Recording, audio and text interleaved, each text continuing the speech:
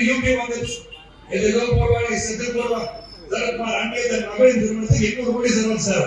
800 கோடி எப்படி இருக்குன்னு நினைக்க தெரியாது. ரீசெண்டாக வரலட்சுமி சரத்குமாருக்கு ரிசப்ஷன் நடந்தது. அதுக்கு முன்னாடி பார்த்தீங்கன்னா ஹல்தி, மெஹந்தி, சங்கீத் இந்த ஃபங்க்ஷன்ஸ்லாம் நடந்தது.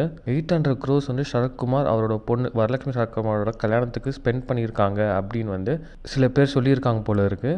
இதுக்கு சரத்குமார் சார் அவரோட ஸ்டைலில் நேற்று அவரோட பொலிட்டிக்கல் மீட்டிங்கில் சொல்லியிருக்காரு, பதில் சொல்லியிருக்காரு. நான் என் பொண்ணோட கல்யாணத்துக்கு 800 crores ஸ்பெண்ட் பண்ணியிருக்கேன் அப்படின்னு வந்து சொல்லியிருக்காங்க. ஸோ இதெல்லாம் நம்பாதீங்க, 800 crores எப்படி இருக்கும்னு எனக்கே தெரியாது அப்படின்னு சரத்குமார் பதில் சொல்லியிருக்காரு. இதை வந்து நேற்று அவரோட பொலிட்டிக்கல் மீட்டிங்கில் சரத்குமார் சார் சொல்லியிருக்காரு. தமிழ் செலிபிரிட்டிஸ் மட்டும் இல்லாமல் தெலுங்குலேருந்து, கன்னடா, ஹிந்திலேருந்து பார்த்தீங்கன்னா நிறைய செலிபிரிட்டிஸ்லாம் வந்திருக்காங்க. ஏன்னா சரத்குமார் ராதிகாக்கு பார்த்தீங்கன்னா நிறைய ஃப்ரெண்ட்ஸ் இருக்காங்க இந்தியன் இண்டஸ்ட்ரியில். கிட்டத்தட்ட பார்த்தீங்கன்னா வந்து 40 வருஷமாக இந்த தமிழ் இண்டஸ்ட்ரியில் இருக்காங்க. ஸோ அவங்களுக்கு பார்த்தீங்கன்னா இண்டஸ்ட்ரீஸில் நிறைய ஃப்ரெண்ட்ஸ் இருப்பாங்க. செலிபிரிட்டிஸ் மட்டும் இல்லாமல் நிறைய பாலிட்டிஷியன்ஸ் கூட வந்து வரலட்சுமி சரத்குமார் கல்யாணத்துக்கு வந்திருந்தாங்க. ஸோ ரொம்பவே கிராண்டாக வரலட்சுமி சரத்குமாரோட வெட்டிங் ஃபங்க்ஷன்ஸ்லாம் நடந்து முடிஞ்சிருக்கு. இது மட்டும் இல்லாமல் இவங்களோட மேரேஜ் வந்து இன்னும் நடக்கலை. தாய்லாண்டில் எங்களோட மேரேஜ் நடக்கும் அப்படின்னு சொல்லிட்டு இருக்காங்க. கூடிய சீக்கிரம் எங்களோட மேரேஜ் ஃபோட்டோஸ் அண்ட் வீடியோஸ் தாய்லாண்ட்லேருந்து நம்மளுக்கு கிடைக்கும். ஸோ கூடிய சீக்கிரமே பார்த்திங்கன்னா வரலட்சுமி சரத்குமார் அண்ட் நிக்கோலஸ் தாய்லாண்டில் கல்யாணம் பண்ணிக்க போகிறாங்க.